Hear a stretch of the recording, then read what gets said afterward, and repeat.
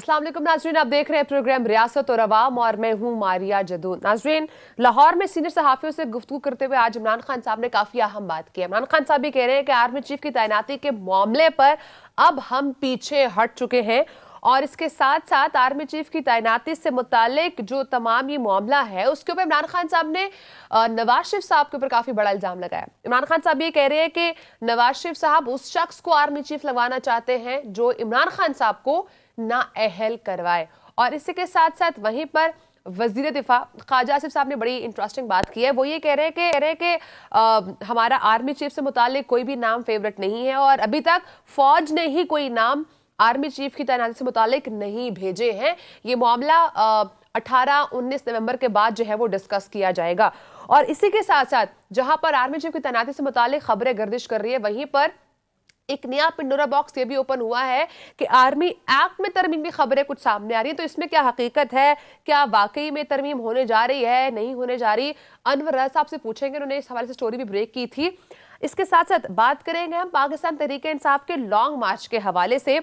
क्या इमरान खान साहब का ये जो लॉन्ग मार्च है, इस वक्त एक तरफ तो वो सुस्त रवि का शिकार है, लेकिन क्या ये लॉन्ग मार्च कहीं ना कहीं दबाव डालने के ऊपर कामयाब हो रहा है या नहीं? जो इसका मकसद था लॉन्ग मार्च का वो पूरा हो रहा है या नहीं? क्योंकि वहीं पर मौलाना फजल रहमान ने धमकी भी दी है। वो ये कह रहे हैं कि अगर हमने आवाम को पिंडी पहुंचने का कहा तो इमरान खान साहब क्या करेंगे? हमारे लोग इमरान खान साहब के मार्च को तहस नहस कर देंगे। इस पे बात करेंगे। और उसके साथ साथ घड़ी से मुतालिक एक नई कहानी सामने आ चुकी है। नाजरीन, ये घड़ी का क्या मामला है? तोशाखाना जो तहाइफ है उससे मुतालिक जो नया शख्स सामने आया है, जिन्होंने ये क्लेम किया है कि ये तहाइफ उन्होंने खरीदे हैं, उनसे मुतालिक आपके साथ शेयर करेंगे। उन शख्स का बैकग्राउंड क्या है, क्या वो शख्स पहले ही वांटेड है या नहीं? इस हवाले से भी आपसे कुछ न्यूज़ जो है प्रोग्राम में शेयर करेंगे। प्रोग्राम का आगाज करूंगी। मेरे साथ स्टूडियोज में मौजूद है सीनियर है तज्जियाकार हैं अनवर रज़ा साहब और आज हमें ज्वाइन कर रहे हैं पाकिस्तान तहरीक इंसाफ के रहनुमा शौकत यूसुफजई साहब। लेकिन उससे पहले अनवर रज़ा साहब, प्रोग्राम का आगाज मैं आपसे करूंगी। हम काफी दिनों से आर्मी चीफ की तैनाती से मुतालिक जो है वो डिस्कशन भी कर रहे हैं और बार बार ये भी कह रहे हैं कि इस मामले को पॉलिटिसाइज नहीं करना चाहिए, लेकिन हर रोज किसी ना किसी पार्टी की तरफ से कोई ना कोई एक बयान सामने रहता है। जैसे आज इमरान खान साहब ने बड़ी इंटरेस्टिंग बात की है। वो ये कह रहे हैं कि आर्मी चीफ की तैनाती के मामले पर अब हम पीछे हट चुके हैं। तो ये पीछे हटने की वजह क्या है? इमरान खान साहब 2-3 मुतालबात लेकर ही लॉन्ग मार्च निकले थे, जिसमें से एक आर्मी चीफ की तैनाती का मामला था, एक नए इंतखाबात की तारीख का मामला था। लेकिन इस मामले के ऊपर इमरान खान साहब अब पीछे हटते दिखाई दे रहे हैं। क्या मुज़ाकरात हो रहे हैं या इमरान खान साहब सिचुएशन को भी अंडरस्टैंड कर रहे हैं, टाइम गेन कर रहे हैं? What's happening by the way? देखिए मारिया, सबसे पहले तो जो हुकूमत है उन्होंने और इमरान खान साहब ने खुद आर्मी चीफ की तैनाती को मुतनाज़ा बनाया। शहबाज शरीफ साहब लंदन में जाकर अपने भाई से जो मुशावरत करते रहे और उससे मुताल्लिक जो पाकिस्तान मुस्लिम लीग नून और इत्तेहादियों के बयानात आए, उन्होंने साबित किया कि ताकत का मंबा पाकिस्तान में नहीं बल्कि ये लंदन में है। और लंदन में नवाज शरीफ साहब से मुलाकातें, वहाँ पर डिस्कशंस, उसका मतलब ये था कि आपकी हुकूमत के जो कानूनी और आइनी पहलू हैं वो बड़े कमज़ोर हैं। ये हुकूमत ने खुद किया। वहाँ पर आर्मी चीफ की तैनाती से मुतालिक जो बयानात मुस्लिम लीग नून की तरफ से सामने आए, उन्होंने शकूक व शुबहात को बढ़ाया। फिर उससे मुतालिक जो पाकिस्तान तहरीक इंसाफ के बयानात थे, उन्होंने भी आर्मी चीफ की तैनाती जो है उसको मशकूक किया। हाँ, यहाँ भी यही सवाल भी पैदा होता है कि पाकिस्तान तहरीक इंसाफ, पाकिस्तान मुस्लिम लीग नून अपने मुस्तकबिल के लिए नई तकर्री को शायद मुतनाज़ा भी बना रहे हैं और शायद हुकूमत अपना फेवरेट भी चाहती है। और इस हवाले से इमरान खान साहब ने भी ये इल्ज़ाम आयद किया है कि नवाज शरीफ साहब चाहते हैं कि वो ऐसा आर्मी चीफ लेकर आएँ कि जो उनके केसेस को भी ख़त्म करें और इमरान खान साहब को भी नाअहल करें। ये बहुत बड़ा इल्ज़ाम है। यही ऐसे बयानात हैं। आर्मी चीफ पर भी इल्जाम लगाया जा रहा है कहीं ना कहीं इमरान खान साहब की तरफ से, क्योंकि देखिए जो भी अनवर साहब आर्मी चीफ की पोजीशन पर आएगा, इसका मतलब इमरान खान साहब ने पहले ही उनके पोजीशन को पॉलिटिसाइज करना शुरू कर दिया है। देखिए, खान साहब के इस स्टेटमेंट के दो मकासद हो सकते हैं। एक तो ये कि वो जो नए आर्मी चीफ की तकर्री है उसको मुतनाज़ा कर रहे हैं और वो बताना चाहते हैं अपने फॉलोअर्स को कि मैंने तो पहले ही कहा था कि नए आर्मी चीफ जो हैं वो नवाज शरीफ के केसेस को भी ख़त्म करेंगे और उनको लुक आफ्टर करेंगे। और दूसरा, अब वो जो आर्मी चीफ की तकर्री से मुतालिक उनका नया बयान सामने आया है कि वो पीछे हट रहे हैं, उसकी वजह ये हो सकती है कि ان کے جو مذاکرات ہیں وہ لاجیکل کسی اینڈ کی طرف جائیں، ایک بات ہو سکتی ہے، اور دوسری یہ بھی ہو سکتی ہے کہ عمران خان صاحب اب فورس ہی کر چکے ہیں، انہیں اندازہ ہو رہا ہے کہ ان کا جو لانگ مارچ ہے، جو ان کے مطلوبہ نتائج ہیں، جو مقاصد ہیں، وہ شاید حاصل نہیں کر پا رہا. اس وجہ سے انہوں نے کہا کہ ہم اب آرمی چیف کی تقرری سے پیچھے ہٹ رہے ہیں، اور بعد میں وہ شاید یہ بھی کہیں گے حالات اور واقعات کو دیکھ کے، کیونکہ خان صاحب کا یہ بہت بڑا یو ٹرن ہے جس سے آج وہ پیچھے ہوئے ہیں، اور انہوں نے بیک آف کیا ہے کہ وہ آرمی چیف کی تعیناتی سے پیچھے ہٹ رہے ہیں، کیونکہ اب مستقبل میں شاید وہ جا کر کہ جب وہ دیکھیں گے کہ مسلم لیگ نون کی جو پوزیشن ہے یا کیسز ختم ہو رہے ہیں، نواز شریف نے واپس آنا ہے، اور واپس آ کے انہوں نے عام انتخابات کے لیے ایک مومنٹم بنانا ہے، شاید عمران خان صاحب اس کو دیکھ کر یہ بات اب کر رہے ہیں. اور اس وقت وہ یہ بات بھی کریں گے کہ ہم نے تو یہ پہلے کہہ دیا تھا کہ عمران خان صاحب کو کہہ رہے تھے کہ نواز شریف کو وطن واپس لایا جائے گا، ان کے کیسز ختم کیے جائیں گے تاکہ اس کا اثر آئندہ عام انتخابات میں پڑے. ایک بات. دوسری بات یہ بھی بڑی امپورٹنٹ ہے کہ خان صاحب اب شاید اسٹیبلشمنٹ سے اپنے مذاکرات کو کوئی لاجیکل اینڈ کی طرف لے کر جانا چاہتے ہیں، یہ بھی وجہ ہو سکتی ہے. اور تیسری وجہ بڑی امپورٹنٹ یہ بھی ہے کہ آپ دیکھیے کہ لانگ مارچ جو ہے وہ سست روی کا شکار ہے. پہلے اس نے اسلام آباد آنا تھا، اسلام آباد شاید اس وجہ سے بھی نہیں آ پا رہا کہ وہاں پر رانا ثناء اللہ نے اب تک ہم نے دیکھا جو مظاہرے کیے گئے کہ فیض آباد سے آگے پاکستان تحریک انصاف کے کسی شخص کو انٹر نہیں ہونے دیا. تو یہ بھی وجہ. اور 25 مئی کو جو ان کا لانگ مارچ تھا، جس طرح انہوں نے تہس نہس کیا رانا ثناء اللہ نے، وہ بھی ایک مثال موجود ہے. ممکن ہے کہ وہ عمران خان صاحب راول پنڈی میں پڑاؤ کریں، وہاں پر ایک وہ اپنی جو طاقت ہے مسلز شو کریں، طاقت کا مظاہرہ کریں، اور اس طاقت اور مسل شو کرنے کے نتیجے میں وہ چاہتے ہیں کہ جو نئی تقرری ہو ان سے وہ مذاکرات کریں، اور ان کی گارنٹی کے بعد وہ کوئی پولیٹیکل ڈیسیژن لیں. ایک پوائنٹ جو بھی آپ نے ریز کیا ہے کہ عمران خان صاحب کو یہ لگ رہا ہے کہ نواز شریف صاحب آگے عام انتخابات سے پہلے واپس آئیں گے، اپنا مومنٹم بنائیں گے، تو انور صاحب یہ بات بھی کہیں نہ کہیں تو لاجیکل ہے نا کہ نواز شریف صاحب کی بھی اپنی ایک پاپولیرٹی ہے، نواز شریف صاحب کا فالوورشپ ہے، ان کے سپورٹرز ہیں. شہباز شریف صاحب کو اس سے سپورٹ کیا جاتا ہے یا نہیں، لیکن نواز شریف صاحب کو جو مسلم لیگ نون کے سپورٹرز ہیں وہ ان کو مانتے ہیں، وہ ان کے پیچھے ووٹ جو ہے وہ دیا جاتا ہے. تو یہ بھی کہیں نہ کہیں عمران خان صاحب کو کہیں نہ کہیں ریئلائز ہو رہا ہے کہ نواز شریف صاحب اگر آتے ہیں تو وہ بھی ایک اچھا مومنٹم جو ہے وہ بلڈ کر پائیں گے. دیکھیے ماریہ، پہلی بات تو یہ ہے کہ حمزہ شہباز کو جب وزارت اعلیٰ ملی تو وہ انفارچونیٹلی وہاں پہ پرفارم نہیں کر سکے، جس کی وجہ سے وقت جتنا بھی ہو، وہ دیکھیے کہ پارٹی کے اندر اور جو مسلم لیگ نون کے فالورز ہیں، جو ان کے ووٹرز ہیں، اس ناکامی کی وجہ سے ان کو بھی خاصا نقصان پہنچا. دوسری بات، شہباز شریف صاحب بھی اس طرح پرفارم نہیں کر پا رہے جس طرح انہوں نے دعوے کیے تھے. دیکھیے اسحاق ڈار کی وطن واپسی کے بعد نواز شریف صاحب نے چونکہ اسحاق ڈار صاحب کو وطن واپس بھیجا ہے، اب شہباز شریف صاحب اس طرح وہ فیصلے نہیں کر پا رہے جس طرح وہ شاید کرنا چاہتے تھے. یہ ایک وجہ بھی ہو سکتی ہے، لیکن یہ ایک ریئلٹی ہے. بھی تو مطلب برڈن ہے نا، کیونکہ اتحادی حکومت ہے، سب کچھ لے کے چلنا پڑتا ہے. دیکھیے برڈن تو اپنی جگہ پر اس وقت تمام اتحادی جو ہیں وہ عمران خان کے خلاف تو اکٹھے ہیں. ایک پوائنٹ ایجنڈے پر تو تمام اتحادی شہباز شریف کے ساتھ موجود ہیں. آپ دیکھیں کہ جو ضمنی انتخابات ہوئے اس میں کس طرح عمران خان نے نشستیں حاصل کی، یہ بھی آپ نے دیکھا. لیکن پنجاب کو لینا بھی تو ایک بہت بڑا کوشچن ہے نا انور صاحب. اس کی وجہ یہ ہے کہ نواز شریف، دیکھیں مسلم لیگ نون کا جو فالور ہے وہ دیکھتا ہے نواز شریف صاحب کو، بالکل ووٹ بینک جو ہے وہ نواز شریف صاحب کا. لیکن اس وقت حکومت لینا اور اس کے بعد پرفارم نہ کرنا، اس کی وجہ سے نواز شریف صاحب بھی خاصے پریشان ہیں. اور آئندہ عام انتخابات میں یہ نہ دیکھیے کہ وہ کوئی کامیابی ان کے قدم چومے گی. دیکھیے ذرا غور کیجئے، اب جو نقصان ہوا ہے اس موجودہ سیٹ اپ میں، وہ نقصان صرف پاکستان مسلم لیگ نون کو ہوا ہے، بالخصوص پنجاب میں. پاکستان مسلم لیگ نون KPK میں، سندھ میں تو اس طرح ایگزسٹ نہیں کرتی. اب پنجاب میں کیا ہوگا؟ پنجاب میں مسلم لیگ نون کی جگہ پر پاکستان تحریک انصاف بھی آئندہ عام انتخابات میں نشستیں حاصل کر سکتی ہے. پاکستان پیپلز پارٹی وہاں سے کچھ اگر ان کی لیٹ سپوز 5 نشستیں ہیں ازیوم کیجئے تو وہ 10 تک جا سکتے ہیں. اس طرح مسلم لیگ کاف کی اگر اب 4 نشستیں ہیں تو وہ بڑھ کر 10 سے 12 بھی ہو سکتی ہیں. اب یہ جو نشستیں کم ہوں گی وہ پاکستان مسلم لیگ نون کی نشستیں کم ہوں گی. بڑھیں گی کس کی؟ پاکستان پیپلز پارٹی کی، عمران خان صاحب کی، اور باقی مسلم لیگ کاف کی بھی. نہیں دیکھیے وہ اب اتنا آسان نہیں ہے، ٹھیک ہے، لیکن جو اثر انداز ہوگا نواز شریف صاحب واپس آئیں گے اس کا اتنا فرق نہیں پڑے گا جتنا پڑنا چاہیے تھا. اس بات کا بڑا اندازہ ہے نواز شریف صاحب کو، اسی لیے وہ وقت بھی مانگ رہے ہیں اور اس وقت کے اندر وہ عوام کو ریلیف بھی دینا چاہتے ہیں۔ میں آپ کو ایک اور بات آپ سے شیئر کروں کہ اسحاق ڈار صاحب جو ہیں، میری اپنی اطلاع ہے کہ وہ جو پاکستان میں انویسٹرز ہیں ان سے بھی ملاقاتیں کر رہے ہیں۔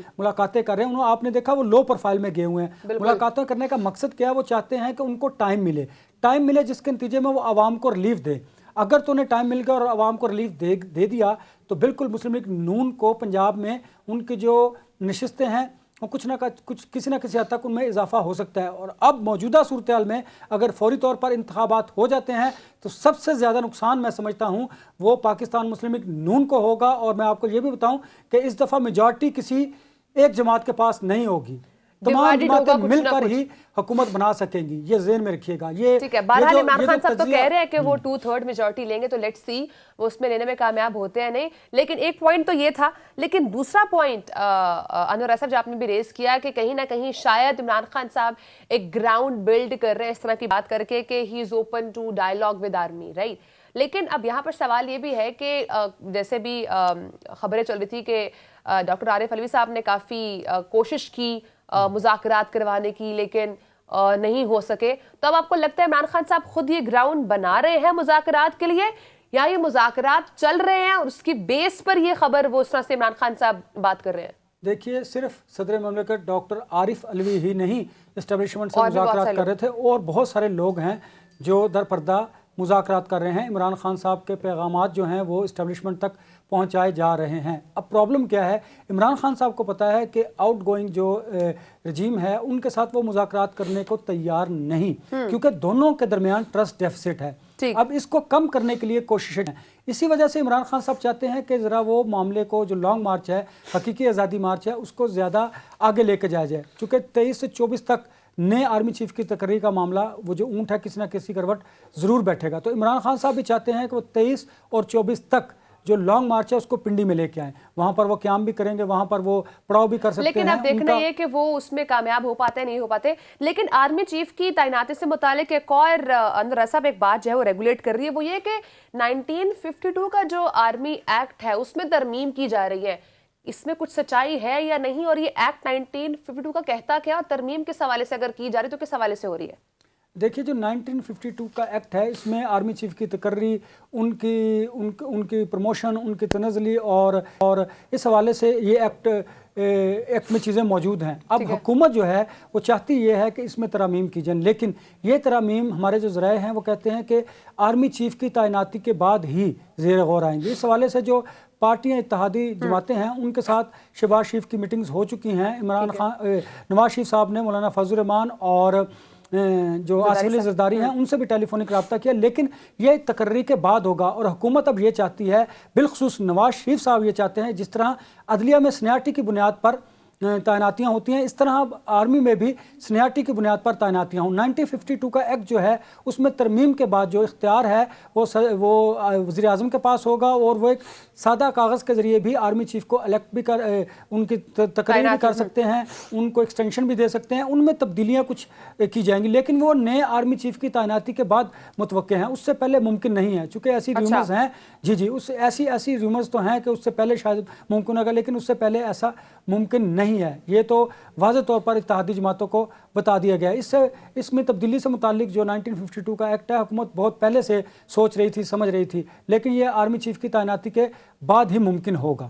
یعنی کہ اٹس اے کنڈیشن کہ نئے آرمی چیف کی تعیناتی ہوگی تو اس کے بعد اگر ترمیم کرنی ہے تو اس میں تبھی ترمیم ممکن ہو سکے گی۔ بالکل ایسا ہی ہے، کیونکہ نواز شریف صاحب نے اس حوالے سے مولانا فضل الرحمان کو اور آصف علی زرداری صاحب کو اعتماد میں لے لیا ہوا ہے، اور سب کی یہ رائے ہے کہ اب جو آرمی چیف آئے گا اس کے بعد آپ ایک ایسا میکنزم ہم بنا دیں، پولیٹیکل پارٹیز جو ہیں، کہ حکومت کو جس طرح عدلیہ میں ہے کہ سینیارٹی کی بنیاد پر آپ چیف جسٹس بنتے ہیں، اسی طرح فوج میں بھی سینیارٹی کی بنیاد پر آرمی چیف کا تقرر ممکن ہو سکے۔ اور یہ اچھی بات بھی ہے، دیکھیے ہمیں اداروں میں میرٹ کو یقینی بنانا چاہیے، اور اس کے لیے اگر کوئی بھی حکومت اقدامات کرتی ہے تو وہ خوش آئند بات ہے، کیونکہ اداروں میں جب آپ میرٹ کو لے کے آئیں گے تو میں سمجھتا ہوں کہ اداروں کی کارکردگی بھی بہتر ہوگی، ورنہ تو آپ دیکھیں کہ اتنے حساس معاملے پر جس طرح سیاست کی جا رہی ہے، نہ صرف یہ ادارے کو نقصان پہنچ رہا ہے، میں سمجھتا ہوں کہ ملک کو نقصان پہنچ رہا ہے کہ آپ اداروں کو بھی کمزور کر رہے ہیں، بالخصوص فوج کو کمزور کیا جا رہا ہے. اور یہ آپ کی جو موجودہ حکومت ہے یہ انہیں سوچنے کی ضرورت ہے، ان پر زیادہ رسپانسبلٹی فکس ہوتی ہے. اپوزیشن تو اس طرح کے ایشوز کو لے کر آگے چلتے ہیں. وہ شخص جو آرمی چیف تعینات بھی نہیں ہوا، اس کو پہلے سے کویشچن مارک جو ہے وہ ریز کیے جا رہے ہیں، مختلف کویشچنز جو ہیں وہ اس کے اوپر سوالات اٹھائے جا رہے ہیں. بات کروں گا اس حوالے سے، فوج نے یہ طے کر لیا ہوا ہے کہ اب جو بھی آرمی چیف ہوگا وہ سیاست سے دور رہے گا، وہ پروفیشنل اپنے کاموں کو فوکس کریں گے، وہ فوج کے مورال کو، جوانوں کے مورال کو ہائی کریں گے، وہ پیشہ ورانہ امور میں بہتری لے کے آئیں گے. ٹھیک ہے، بریک کا وقت ہے انور صاحب. بریک کے بعد ہم آپ سے پوچھیں کہ عمران خان صاحب جن مطالبات کے اوپر لانگ مارچ لے کر آ رہے ہیں، کیا اس میں سے ایک بھی مطالبہ پورا کر پائیں گے عمران خان صاحب؟ کیونکہ جس سست روی کا شکار ہے یہ لانگ مارچ، کیا یہ لانگ مارچ حکومت پر دباؤ ڈالنے میں کامیاب ہو بھی پا رہا ہے؟ نہیں. بریک کے بعد سے بات کریں گے، ساتھ رہے گا.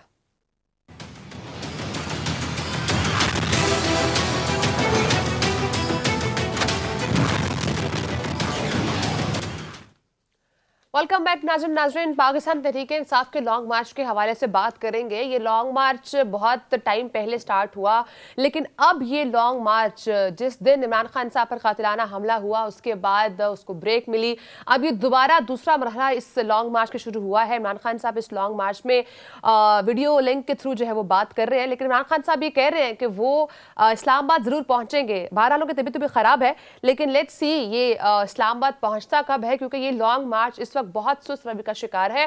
اور جن مطالبات کے اوپر عمران خان صاحب نے یہ لانگ مارچ نکالا تھا، جس میں سے ایک آرمی چیف کی تعیناتی تھی، قبل از وقت انتخابات کے حوالے سے ان کا ایک سٹانس تھا، اور وہ یہ بات کر رہے تھے کہ یہ جو امپورٹڈ حکومت آئی ہے اس کو انہوں نے ہٹانا ہے. تو یہ مطالبات ون بائی ون ابھی ہم نے دیکھا. عمران خان صاحب نے جب گفتگو کی لاہور میں سینئر صحافیوں سے، انہوں نے اس پوائنٹ کو کیٹیگوریکلی ایکسیپٹ کیا کہ آرمی چیف کی تعیناتی کے معاملے پر اب ہم پیچھے ہٹ چکے ہیں. اب ایک ہی معاملہ بچتا جس پر انہوں نے بار بار یہ بات بھی کی ہے کہ اگر انتخابات ایک سال میں بھی ہوتے ہیں تو ہمیں کوئی فرق نہیں پڑتا، لیکن چونکہ ملک اس وقت دلدل میں ہے تو اس کو نکالنا ہے، اس لیے قبل از وقت انتخابات ضروری ہیں. اسی تمام معاملے کے اوپر بات کریں گے. ہمیں پاکستان پیپلز پارٹی کے سینئر رہنما اخوندزادہ چٹان صاحب نے جوائن کیا. سر بہت شکریہ، آپ نے پروگرام کو ٹائم دیا.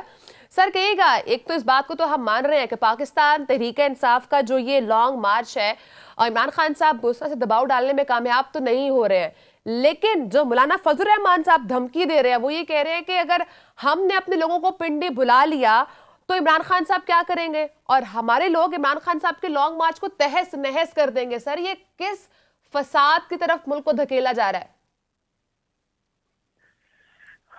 بسم اللہ الرحمن الرحیم. دیکھیے جی، اب مولانا فضل الرحمان صاحب نے کیا کچھ کہا ہے اس کا تو یا آپ فضل الرحمان صاحب کی کسی بندے سے پوچھ سکتے ہیں یا پی ڈی ایم سے پوچھ سکتے ہیں. ہم پاکستان پیپلز پارٹی اور عوامی نیشنل پارٹی نے تو پی ڈی ایم کا حصہ ہے، صرف ہم اتحادی حکومت میں ساتھ ہیں. لیکن جہاں تک عمران خان صاحب کا تعلق ہے تو عمران خان صاحب حکومت پہ پریشر نہیں ڈالنا چاہتے ہیں. عمران خان صاحب کچھ اور کھیلنا چاہتے ہیں. عمران خان صاحب کا دو کوشش رہا ہے ابھی تک. نمبر ایک یہ کہ پاکستان کو معاشی لیول پہ بالکل تباہ اور برباد کرنا، دوسرا یہ کہ پاکستان کے اداروں کو آپس میں لڑوانا، پولیس کو بغاوت پہ اتروانا کہ آپ لوگ ریاست کے حکم نہیں مانے، آپ لوگ ریاست سے بغاوت کر دے، ہمارے فوج کو اکسانا جونیئر کو کہ آپ لوگ اپنی سینئر کے بات کو نہیں مانے. اور اس کام کا اس کو معاوضہ مل رہا ہے. اس کام کے لیے اس کو پروجیکٹ کیا گیا ہے، 351 ملٹی نیشنل کمپنیوں نے اس کو پیسہ دیا ہے، 37 غیر ملکیوں نے اس کو فنڈنگ کیا ہے. ابھی ریسنٹلی یہ جو لانگ مارچ شروع ہوا ہے تو انڈیا کے جو ریٹائرڈ فوجی افسران ہیں وہ اپنے لوگوں سے اپیل کر رہے ہیں کہ آپ لوگ عمران خان کے یہ فنڈ میں $10 جمع کروائے، اس میں پیسے کی کمی نہیں آنا چاہیے. برملا اس کے لیے اعلانات ہو رہی ہیں.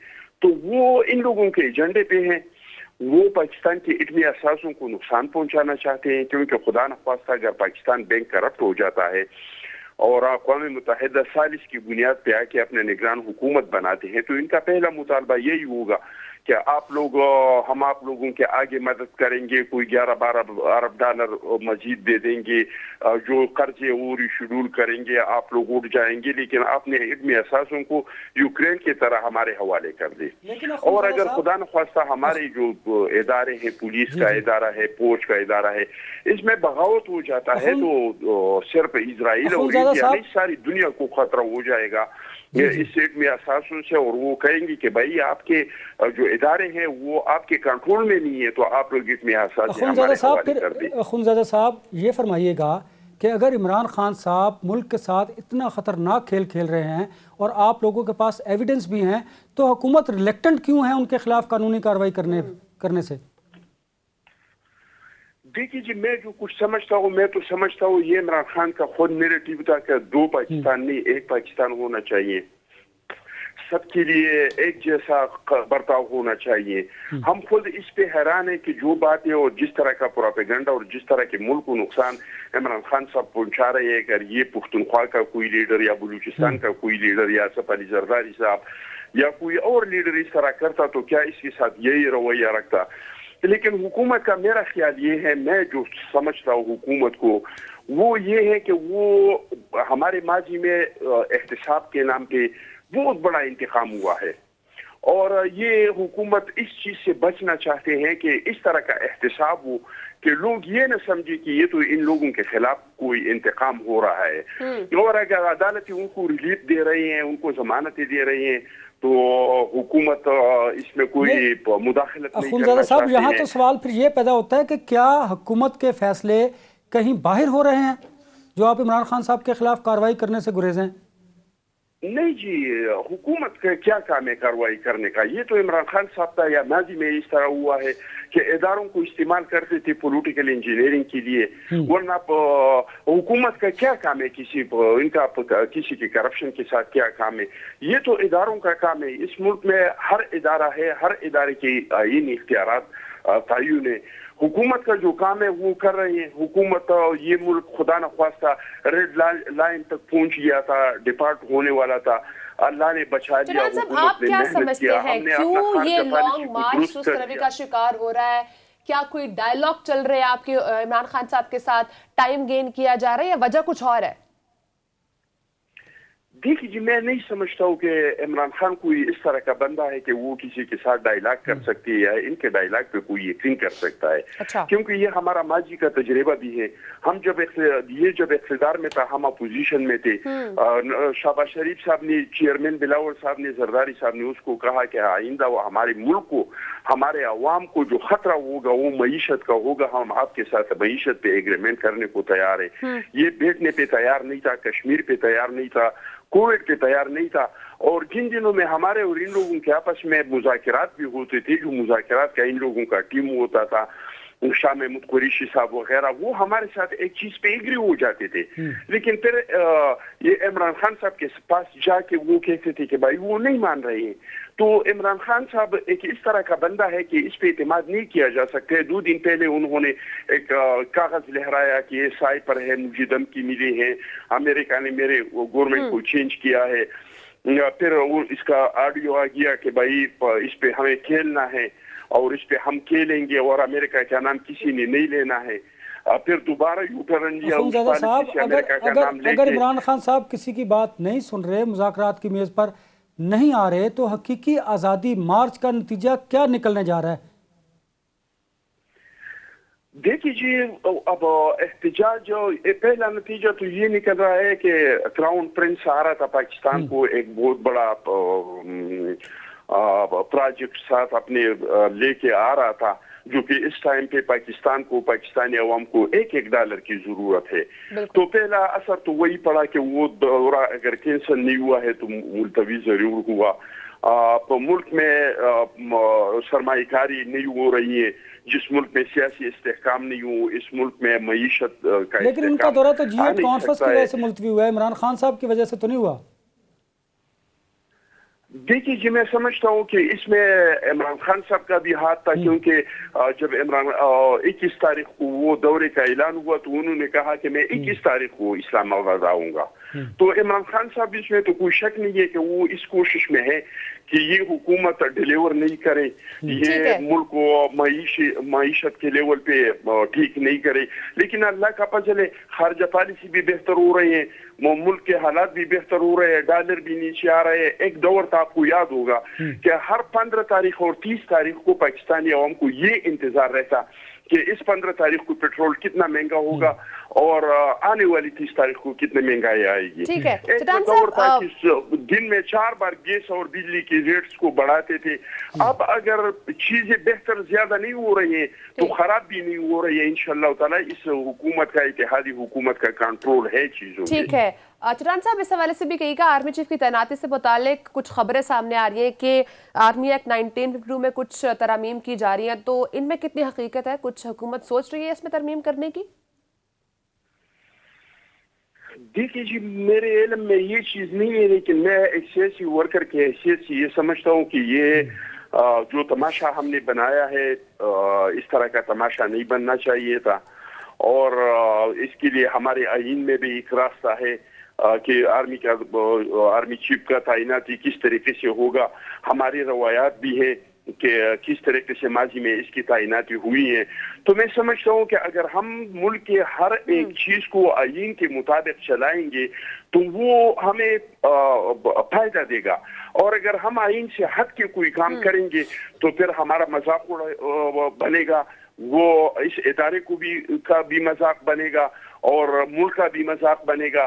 تو ہمیں چاہیے کہ آئین میں جو کچھ لکھا ہے, یہ تماشا تو پہلے بھی ایکسٹینشن میں بھی عمران خان صاحب نے بنایا تھا, اب دوسرے آرمی چیف کی تعیناتی میں بھی انہوں نے ایک تماشا بنایا ہے, جو کہ میں سمجھتا ہوں کہ یہ نہ تماشے والا کھیل ہے, اس پہ نہیں کھیلنا چاہیے, سائپر کی طرح آرمی چیف پہ نہیں کھیلنا چاہیے.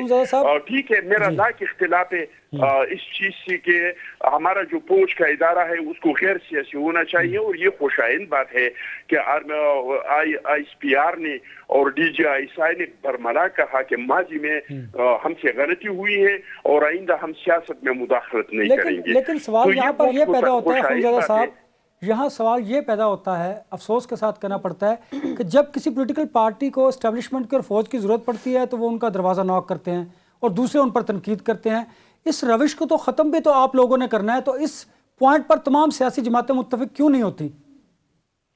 دیکھیے جی, اگر آپ ہمارے پاکستان پیپلز پارٹی کا سیاست اٹھا کے دیکھ لے تو ہم نے 3 چیزوں کے لیے اس ملک میں جدوجہد کیا ہے اور 3 نسلوں نے جدوجہد کیا ہے. ہم نے کبھی کسی کا دروازہ کٹکھٹایا نہیں ہے, ہم کبھی کسی چور دروازے سے اقتدار میں نہیں آئے ہیں. ہم نے 3 چیزوں کے لیے جدوجہد کیا, 3 نسلوں نے.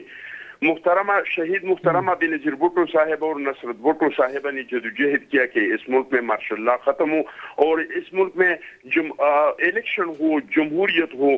تو انہوں نے اپنے ادوار میں ہمارے ورکروں نے بے حساب قربانیاں دے کے, اور پھر اس کے بعد اس ملک میں الیکشن ہوا, کمزور الیکشن, کمزور جمہوریت, لیکن جمہوریت کا ایک شروع ہوا. پھر اس کے بعد زرداری صاحب نے کوشش کیا اور بے حساب قربانیاں دی کہ ہم آئین کو بحال کریں, اور الحمدللہ کہ آئین بحال ہوا. 18ویں ترمیم کے ذریعے ہم نے آئین کو بحال کر دیا, اور ہمارے بلاول صاحب اور زرداری صاحب کا اب یہ کوشش تھا کہ ہم اس ملک میں تمام اداروں کو اس آئین کا امپلیمنٹیشن کو ہم یقینی بنائے. اور یہ D G S P R اور D J S P R اور ڈی جے ایس آئی نے جو پریس کانفرنس کیا, میں سمجھتا ہوں کہ ہمارے اس نعرے کا اور اس جدوجہد کا بھی تکمیل ہوا. اور ہمیں چلیے, یہ تو اچھی بات ہے, ملک میں آئین اور قانون کی بالادستی ہونی چاہیے. جی بات کرنا چاہتا ہوں, اجازت ہو. جی میں یہ کہنا چاہتا تھا کہ مشرف کے بعد ادارے نے ایک فیصلہ کیا, اور وہ فیصلہ یہ تھا کہ حالات جیسے بھی ہوں ہم کو نہیں کریں گے, ہم مارشل اللہ نہیں لگائیں گے. اور پھر کیسے حالات اس ملک میں آ گئے, لیکن وہ ادارہ اپنے بات پہ کھڑا تھا اور انہوں نے مارشل اللہ نہیں لگایا. انشاءاللہ تعالیٰ آئندہ کے لیے بھی ہمارا امید یہ ہے کہ ادارے نے یہ فیصلہ کیا, یہ ایک شخص کیا ہے, یہ ایک بندے نے نہیں کیا ہے, ادارے نے فیصلہ کیا ہے کہ ہم اے پولیٹیکل ہوں گے, یہ اے پولیٹیکل ہوں گی انشاءاللہ تعالیٰ. یہ تو اخونزادہ صاحب بہت اچھی بات ہے. اگر آپ انفارمیشن بیسڈ بات کر رہے ہیں کہ اب ادارے نے فیصلہ کر لیا ہے کہ انہوں نے کو نہیں کرنا, تو بڑی اچھی بات ہے, اس سے جمہوریت بھی پھلے پھلے گی. مجھے یہ بتائیے گا, آپ پاکستان پیپلز پارٹی بڑی امپورٹنٹ الہی ہے حکومت کی, تو آرمی چیف کی تقرری سے متعلق آصف علی زرداری صاحب کو، بلاول بھٹو صاحب کو اعتماد میں لیا گیا؟ دیکھیے جی، میں سمجھتا ہوں کہ ابھی وہ پروسیس شروع نہیں ہوا ہے ابھی تک، جو نام ڈیفینس منسٹری کے ذریعے نہیں تو پھر ادھر لندن میں نواز شریف صاحب اور جو شہباز شریف صاحب ہیں، یہ کیا ڈسکس کرتے رہے مجھے بتائیں؟ 4 دن وہاں سے مصر سے وہاں پہ چلے گئے، وہاں پہ کیا ڈسکشن ہوتی رہی ہے؟ ہر ایک پارٹی کو یہ اختیار حاصل ہے کہ وہ اپنے اندر کسی بھی ایشو کو ڈسکس کرنا چاہے اس کو ڈسکس کرے، چاہے وہ آرمی چیف کی تعیناتی کا کیوں نہیں ہو. لیکن جب نام آئیں گے، میں سمجھتا ہوں کہ جب نام آئیں گے اور یہ پروسیس شروع ہوگا تو نہ صرف زرداری صاحب کو، نہ صرف پاکستان پیپلز پارٹی کو، نہ صرف بلاول صاحب کو، ہمارے ساتھ اتحادی جماعت میں جتنی بھی تنظیمیں شامل ہے، چاہے وہ MKM ہے، چاہے وہ مولانا صاحب ہے، چاہے وہ شرفاؤ صاحب ہے، ان سب کے ساتھ مشاورت ہوگا. چٹان صاحب، کیا پاکستان پیپلز پارٹی کا کوئی فیوریٹ نیم ہے؟ دیکھیے جی، ہمارا تو ایک ہی فیوریٹ گیم ہے، اور وہ گیم ہمارا ہے کہ جو ہمارے آئین میں لکھا ہے کہ اسلام ہمارا دین ہے، تو دین کے بعد پاکستان پیپلز پارٹی نے جس چیز کو اہمیت دیا ہے وہ ہے جمہوریت. ہماری سیاست ہے، ہم چاہتے ہیں کہ اس ملک میں جمہوریت ہو، چاہے حکومتوں کی تبدیلی ہو تو وہ آئین کے مطابق ہو، وہ جمہوریت کے مطابق ہو، وہ قانون کے مطابق ہو. عدلیہ کے ذریعے سے اس ملک میں تبدیلی نہیں ہو، آرمی کے ذریعے سے اس ملک میں تبدیلی نہیں ہو. اس ملک میں جو بھی تبدیلی آئے وہ پارلیمان کے اندر سے آئے، وہ آئینی اداروں کے اندر سے آئے. آپ دیکھ رہے ہیں کہ موجودہ حالات میں جو حکومت ہے وہ اپنی مدت پوری کرے گی؟ انشاءاللہ تعالی ہمیں بالکل امید ہے، اور حالات بھی ایسے ہیں کہ اس پہ ہم نے کئی بار مشاورت بھی کیا ہے کہ کیا پہلے الیکشن ہونا چاہیے. لیکن رائے یہ آ چکا ہے کہ آپ ہمارے ملک جس طرح کی معیشت ہے، ہمارے جو معیشی حالات ہے، اس ملک اس کا متحمل ہی نہیں ہو سکتا ہے کہ کوئی نگران حکومت اس کو رن کر سکے. لیکن دوسری جانب یہ بات عمران خان صاحب بھی کرتے ہیں. حالات بھی ایسے نہیں ہے کہ ہم الیکشن کریں، یہ ملک کے فیور میں نہیں ہے، یہ اس ریاست کے فیور میں نہیں ہے کہ، اور عمران بھی میرے خیال سے نہیں چاہتے ہیں. اگر وہ چاہتے ہیں کہ ارلی الیکشن ہو تو وہ سمپل سا طریقہ ہے، وہ پنجابی اسمبلی کو توڑ دے کہ PTI اسمبلی کو توڑ دے، خود بخود الیکشن کے ماحول بن جائیں گے. لیکن اگر وہ توڑ نہیں رہے ہیں تو اس کا مطلب یہ ہے کہ وہ بھی نہیں چاہتے ہیں، ان کو بھی حالات کا پتہ ہے کہ ارلی الیکشن لیکن شاید عمران خان صاحب اس بات سے ڈر رہے ہیں اور وہ کوئی گارنٹی چاہتے ہیں کہ جب وہ پنجاب اور KP کی اسمبلی کو ڈیزالو کریں گے تو پھر جو نگران سیٹ اپ ہے شاید وہ نہ پرولونگ کر جائے. ان کے شاید بیک آف مائنڈ میں یہ بات بھی ہے. دیکھیے جی، اب اس کا کیا خوف ہے، اگر اس کا کیا ڈر ہے وہ تو اس کو پتا ہوگا. لیکن مجھے یہ پتا ہے کہ اگر یہ واقعی ارلی الیکشن چاہتے ہیں اور یہ چاہتے ہیں کہ الیکشن جلد از جلد ہو تو سب سے پہلا کام اس کو یہی کرنا چاہیے کہ پنجابی اسمبلی کو توڑنا چاہیے اور نہیں تو پھر اخوندزادہ صاحب یہ لانگ مارچ کا مقصد کیا ہے؟ دیکھیے جی، لانگ مارچ کا مقصد تو میں نے آپ کو بتا دیا، اس کے 2 ہی مقصد ہے. ایک مقصد تو اس کا یہ ہے کہ میں نہ تو اپوزیشن لیڈر ہوں، نہ میں اسمبلی میں ہوں اور نہ میں وزیر اعظم ہوں، لیکن آرمی چیف کی تعیناتی کا اختیار مجھے لیکن چٹان صاحب جو بھی ہے، عمران خان صاحب کے ساتھ عوام باہر نکل رہی ہے اور وہ عمران خان صاحب کے نیریٹو کو ایکسیپٹ بھی کر رہے ہیں. ایک سیکنڈ میں یہ پہلا والا مکمل کروں، آپ کا سوال میں نے سنا نہیں. اور دوسرا مقصد اس کا یہ ہے جو میں نے آپ کو شروع میں بتا دیا کہ جو لوگ اس کو باہر سے فنڈنگ کر رہے ہیں ان کی خوشنودی حاصل کرنا ہے اور ان کا خدمت گزاری کرنا ہے کہ پاکستان کو معیشت کے لحاظ سے اس کو خراب کرنا ہے. یہ 2 مقاصد ہیں ان کی. لیکن چٹان صاحب، عوام جو ہے عمران خان صاحب کے نیریٹو کو مان رہی ہے، ان کا نیریٹو مقبول ہو رہا ہے اور وہ عوام عمران خان صاحب کے ساتھ باہر نکل بھی رہی ہے اس لانگ مارچ میں. دیکھیے جی، میں نہیں سمجھتا ہوں کہ عمران خان صاحب کا کوئی نیریٹو ہے، کیونکہ عمران خان صاحب کا آپ جس کو نیریٹو کہتے ہیں، ہم اس کو قوم کو دھوکہ سمجھتے ہیں، ہم اس کو پراٹ سمجھتے ہیں، جھوٹ سمجھتے ہیں. وہ تو دن میں 100 بار بدلتے ہیں. وہ کبھی کرپشن پہ ہو جاتا ہے، کبھی تبدیلی پہ ہو جاتا ہے، کبھی مدینی کے ریاست پہ ہو جاتا ہے، کبھی امریکہ پہ ہو جاتا ہے، کبھی اسٹیبلشمنٹ پہ ہو جاتا ہے. اور ہم سمجھتے ہیں کہ ہاں عوام تو اس کے ساتھ ہوں گے کیونکہ 2010 سے उसको जिस तरह के लोगों के जहनों पे सवार किया था, इसमें थोड़ा टाइम तो लगेगा, लेकिन जहां तक मार्च का ताल्लुक है तो उन्होंने कहा था कि मैं 25 लाख लोगों को लेके आऊंगा। तो मुझे कहीं पे भी 25 लाख लोग तो दूर की बात है, मुझे 50,000 भी नजर नहीं आए। अभी तो रवा दवा है, इस्लामाबाद पहुंचेगा कहीं पे भी 8,000 9,000 से ज्यादा क्राउड नजर नहीं आया। ठीक है सर, बहुत शुक्रिया सर, बहुत शुक्रिया आपने प्रोग्राम को टाइम दिया। नाज़रीन, हमारे साथ अखवानज़ादा चट्टान साहब पाकिस्तान पीपल्स पार्टी मौजूद थे। ब्रेक का वक्त है, ब्रेक के बाद हम बात करेंगे ये जो घड़ी से मुतालिक एक नया पिंडोरा बॉक्स ओपन हुआ है, ये घड़ी किसने खरीदी है, इमरान खान साहब का ट्वीट आपके साथ शेयर करेंगे। ब्रेक के बाद साथ रहेगा।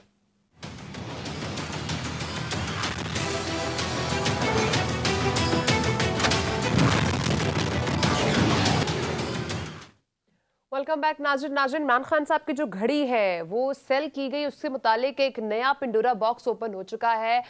जिस शख्स ने परचेज किया वो शख्स इस वक्त दुबई में है, और उसके बाद इमरान खान साहब ने ट्वीट की, वो ये कह रहे हैं कि उन्होंने ये घड़ी इस्लामाबाद में सेल की है। ना साहब, ये जो एक नई कहानी सामने आई है घड़ी से मुतालिक, इस पर आप क्या समझते हैं? ये कहानी कहाँ को जा रही है? जो शख्स जिसने बाय की है ये है कौन? और इमरान खान साहब ने जो ट्वीट की है, अब लग ये रहा है कि कहीं ना कहीं इमरान खान साहब ने एक्सेप्ट तो कर लिया कि उन्होंने घड़ी बेची जरूर है। देखिए, इमरान खान साहब ने ये बात तो पहले ही एक्सेप्ट की थी कि उन्होंने घड़ी बेची है और उसकी रसीद भी मौजूद है। इससे मुतालिक हमारे पास जो पहले से इतलात थी वो ये थी कि इस्लामाबाद में जिन्ना सुपर में एक जो दुकान है उस पर इन्होंने घड़ी फ़रोख्त की, और वो घड़ी यहाँ से फिर दुबई गई। लेकिन सवाल ये पैदा होता है, जब दुबई में फ़रोख्त की गई तो वहाँ पर उमर फ़ारूक जिस नामी शख्स ने ये घड़ी बेची है, जो अब मीडिया के सामने भी आया है, उसका ताल्लुक पाकिस्तान तरीके इंसाफ के लोगों से था। देखिए, इस तरह की चीज़ें जो हैं वो शुकूक व शुबहात को जन्म देती हैं। इस हवाले से चाहिए तो ये था खान साहब को कि वो क्लैरिफिकेशन देते, बताते कि उमर फारूक साहब से उनके वज़रा का या उनका क्या ताल्लुक था। वो इस बात को कतई नज़र एक तरफ रख कर वो कहते हैं कि जिसने ये ऑनर किया है मैं उसके खिलाफ अदालत में भी जाऊँगा, पाकिस्तान में भी, लंदन में भी और दुबई में भी। ठीक, आपका ये हक है, आप ज़रूर जाइए, लेकिन खान साहब कौम को तो ये जवाब देना पड़ेगा कि आया ये जो तोहफ़ा आपको मिला था आपने बेचा, और अगर आपने इस्लामाबाद में भी बेचा है उसके कोई ना कोई एविडेंस तो होंगे। वो एविडेंस में मीडिया के सामने ले आइए। उसी तरह जिस तरह आपकी टांग पर गोलियां लगी थी और कौम इस बारे में जो पॉलिटिकल पार्टीज़ हैं वो शकूक व शुबहात पैदा कर रही थी, तो आपने एविडेंस के तौर पर अपने कौम को ज़ख्म दिखाए और इससे हमदर्दी भी आपको हासिल हुई। इस तरह मैं समझता हूँ कि अगर आप तोशा खाना के मामले को पोलिटिसाइज नहीं होना देना चाहते तो आपको चाहिए था कि यहाँ इस्लामाबाद में जिन्ना सुपर में अगर आपने घड़ी बेची है तो फिर आपको उसके एविडेंस मीडिया के सामने लेकर आने चाहिए थे, ताकि अगर आपके खिलाफ कोई सियासी कैंपेन की गई है, झूठ बोला गया है, द्रोहगोई से काम लिया गया है, तो ऐसे शख्स खुद ब खुद बेनकाब हो। खान साहब उस मामले की तरफ तो आते नहीं, लेकिन खान साहब मुकदमात कायम करने की और धमकियां देने की बात करते हैं। मैं समझता हूं कि खान साहब को इस हवाले से इस प्रोपेगेंडे को ख़त्म करने के लिए जो उनके पास एविडेंस है वो कौम के सामने लाने की ज़रूरत है। ट्वीट भी की है इस हवाले से, वो ये कह रही है कि रसीदें निकाल कर हमें दिखाएं, और उन्होंने ये भी कहा है कि इमरान खान साहब लेफ्ट राइट की बातें ना करें, वो हमें बताएं कि पैसा किसने कब कैसे मंगवाया, कैसे डिलीवर हुआ। तो ये कहीं ना कहीं मरियम नवाज साहबा का वैलिड क्वेश्चन है। जैसे नून लीग से रसीदें मांगी जाती है, वैसे इमरान खान साहब को भी रसीदें देनी चाहिए। बिल्कुल।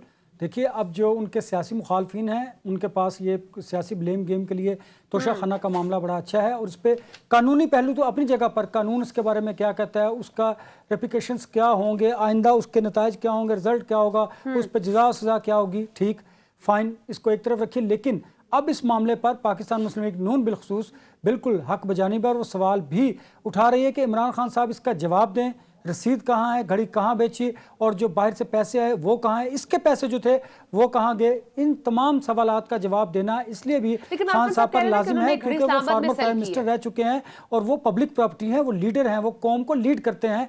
उन्हें यह जवाब सिर्फ पाकिस्तान तरीके इंसाफ के लोगों को नहीं देना, बल्कि उन्हें यह जवाब अब दूसरी जो पॉलिटिकल पार्टीज हैं, उनके जो वर्कर्स हैं, उन्हें यह जवाब देना है। इमरान खान साहब को घड़ी बेचनी नहीं चाहिए थी। हाँ, ये बात ठीक है कि अगर आपको कोई गिफ्ट मिला है स्पेशली तो उसको नहीं आपको बेचना चाहिए था, क्योंकि इससे आपकी तो जग हसाई हुई है, मुल्क भी एक तमाशा बनकर रह गया। ओवरसीज पाकिस्तानी और वहाँ पर जो हमारे लोग दायरे गैर में काम कर रहे हैं उनको बड़ी परेशानी होती है, उनको बड़ा मसाइल। वक्त खत्म हो चुका है। बहरहाल जैसे भी आपने बात की है, इसको आगे सेल आउट नहीं किया जाता है। इंशाल्लाह नाज़रीन आपसे कल मुलाकात होगी। अपना बहुत सारा ख्याल रखिएगा। अल्लाह हाफ़िज़।